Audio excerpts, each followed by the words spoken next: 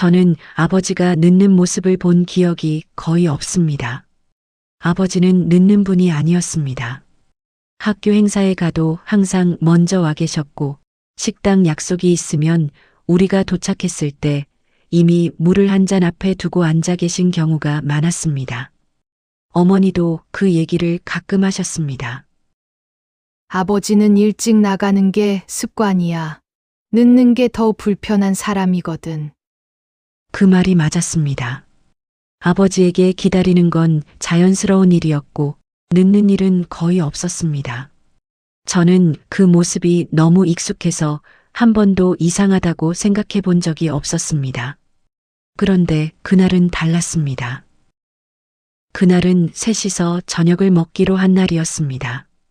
특별한 이유가 있는 건 아니었습니다. 오랜만에 시간이 맞았고, 아버지가 좋아하시는 동네 식당이 있었고, 어머니는 먼저 동네에 나와 계셔서 6시에 식당에서 바로 만나기로 했습니다. 저는 약속 시간보다 조금 일찍 도착했습니다.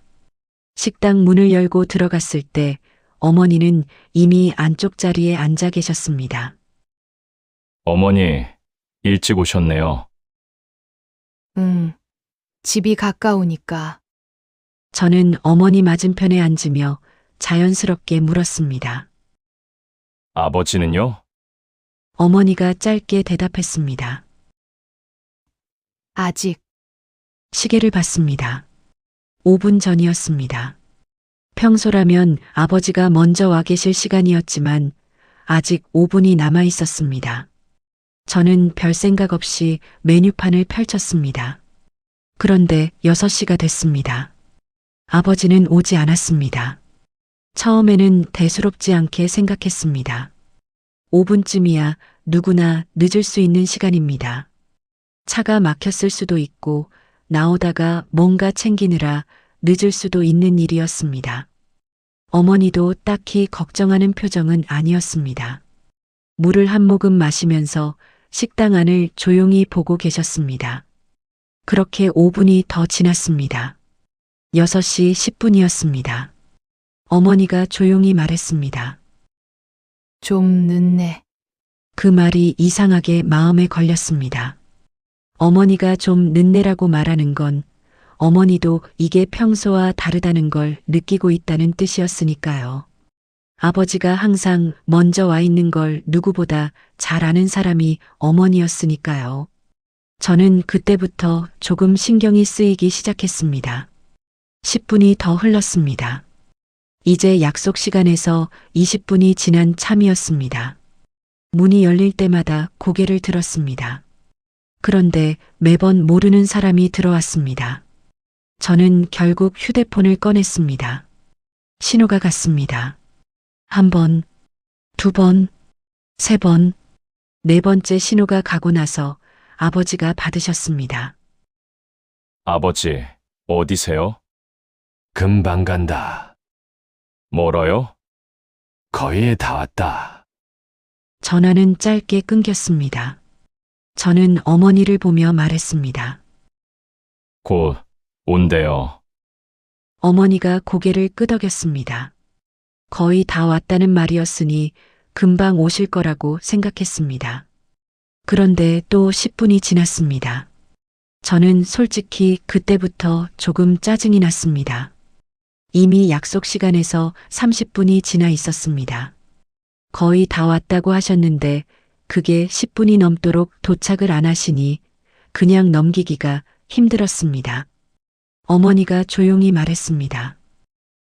무슨 일 있는 건 아닐까? 저는 고개를 저었습니다. 전화도 받으셨잖아요. 오는 중이실 거예요. 하지만 마음 한쪽이 편하지 않았습니다. 걱정인 건지 짜증인 건지 그 두 가지가 섞여 있는 느낌이었습니다. 저도 모르게 말했습니다. 그래도 늦으면 미리 연락을 하셔야죠. 어머니가 조용히 말했습니다. 전화 받으셨잖아. 저는 말하고 나서 조금 민망했습니다. 목소리에 짜증이 섞여 있다는 걸 저 스스로도 알았으니까요. 식당 안은 이미 손님들로 가득 차 있었고 우리 테이블에만 주문이 없는 상태가 이어졌습니다.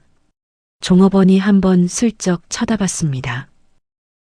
아버지는 왜 이렇게 안 오시는 걸까? 그때였습니다.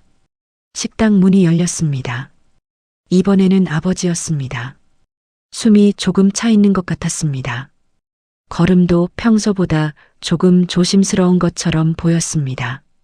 아버지는 저와 어머니를 발견하고 손을 가볍게 드셨습니다. 미안하다. 저는 아버지가 자리에 앉기도 전에 말했습니다. 왜 이렇게 늦으셨어요? 아버지는 잠깐 멈추셨습니다. 그리고 자리에 앉으시며 말씀하셨습니다. 조금 늦었다. 어머니가 조용히 의자를 당기며 말했습니다. 앉아요. 아버지가 자리에 앉으셨습니다. 저는 아버지를 바라봤습니다. 딱히 더할 말은 없었지만 기분이 완전히 풀린 건 아니었습니다. 그리고 이상하게도 뭔가 말을 더하지 말아야 할 것 같은 느낌이 들었습니다. 그 느낌이 어디서 오는 건지는 잘 몰랐습니다. 그냥 아버지 얼굴을 보는데 목소리가 먼저 나오지 않았습니다. 식탁에 조용한 시간이 흘렀습니다. 주문을 하고 음식이 나왔습니다. 처음에는 별다른 말이 없었습니다. 수저 소리와 옆 테이블 소리만 들렸습니다. 한참 지나서 아버지가 물을 한 모금 마셨습니다. 그리고 조용히 말씀하셨습니다. 요즘은 걸음이 조금 느려졌다. 저는 수저를 들다가 멈췄습니다. 아버지는 그릇을 보면서 말을 이었습니다. 예전에는 여기서 거기까지 15분이면 왔는데 아버지가 잠깐 생각하다가 말씀하셨습니다. 오늘은 30분이 넘게 걸렸어. 저는 그 말을 듣고 아무 말도 하지 못했습니다. 30분. 예전에 2배가 넘는 시간이었습니다. 그 숫자가 머릿속에서 이상하게 크게 느껴졌습니다. 어머니가 말씀하셨습니다. 그래도 일찍 나왔잖아요. 아버지가 작게 웃으셨습니다. 그래서 일찍 나왔지. 그리고 잠깐 뜸을 들이다가 덧붙이셨습니다. 그래도 늦더라. 그 말이 계속 머릿속에 남았습니다. 그래서 일찍 나왔지. 그래도 늦더라. 아버지는 늦으실 것 같아서 일찍 나오신 겁니다. 어쩌면 저보다 어머니보다 더 일찍 집에서 나오셨을 겁니다. 늦지 않으려고, 먼저 도착해서 기다리려고. 그런데도 늦으셨습니다. 저는 그게 아버지의 게으름이나 무관심 때문이 아니라는 걸 이제야 알았습니다. 아버지는 누구보다 일찍 나오셨습니다. 그런데 몸이 따라주지 않았던 겁니다. 예전 같은 걸음으로는 걸을 수 없게 된 겁니다. 그 사실이 이상하게 가슴에 걸렸습니다. 저는 밥을 먹으면서도 그 말이 자꾸 떠올랐습니다. 아버지의 그 작은 목소리가 그래도 늦더라. 그 말을 할 때 아버지 표정이 부끄럽다거나 변명하는 게 아니라 그냥 사실을 말하는 것 같은 표정이 저는 그 표정을 오래 기억할 것 같다는 생각이 들었습니다. 식사가 끝날 무렵 아버지가 한 가지를 더 말씀하셨습니다. 요즘은 미리 계산을 해야 해. 얼마나 걸릴지. 저는 물었습니다. 무슨 말씀이에요? 아버지가 말씀하셨습니다. 예전에는 여기서 거기까지 이 정도면 된다고 알았는데 요즘은 그게 잘 안 맞더라고. 어머니가 말씀하셨습니다. 그러니까 좀 더 일찍 나오면 되잖아요. 아버지가 고개를 끄덕이셨습니다. 그래야 할 것 같아. 짧은 대화였습니다. 하지만 저는 그 대화가 단순한 늦은 이유에 대한 이야기가 아니라는 걸 느꼈습니다.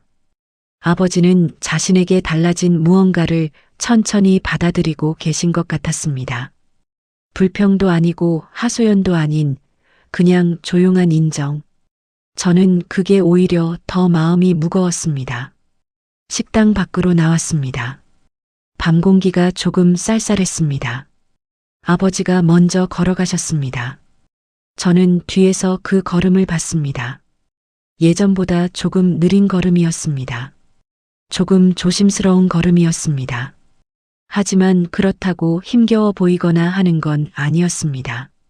그냥 천천히 안정적으로 걸어가시는 걸음이었습니다.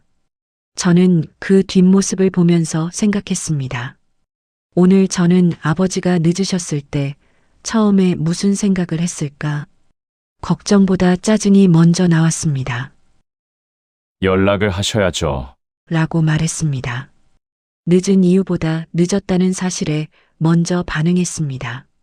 아버지는 아무 말도 하지 않으셨습니다. 변명도 하지 않으셨습니다. 그냥 미안하다 한마디를 하셨고 나중에 조용히 사실을 말씀해 주셨습니다. 아버지가 늦은 게 아니라 시간이 조금 달라지고 있었던 건데 저는 그걸 아버지가 늦은 거라고 읽었을 뿐이었습니다. 앞으로 아버지가 늦으시면 짜증보다 먼저 다른 걸 생각해야겠다는 걸 오늘 배웠습니다. 늦은 이유보다 얼마나 일찍 나오셨을까를. 오늘 이야기는 여기까지입니다. 오늘 떠오른 가족이 있다면 댓글에 한번 남겨주세요. 이 이야기가 마음에 남으셨다면 좋아요 한번 눌러주시면 다음 이야기를 준비하는데 큰 힘이 됩니다. 다음 이야기로 다시 찾아오겠습니다.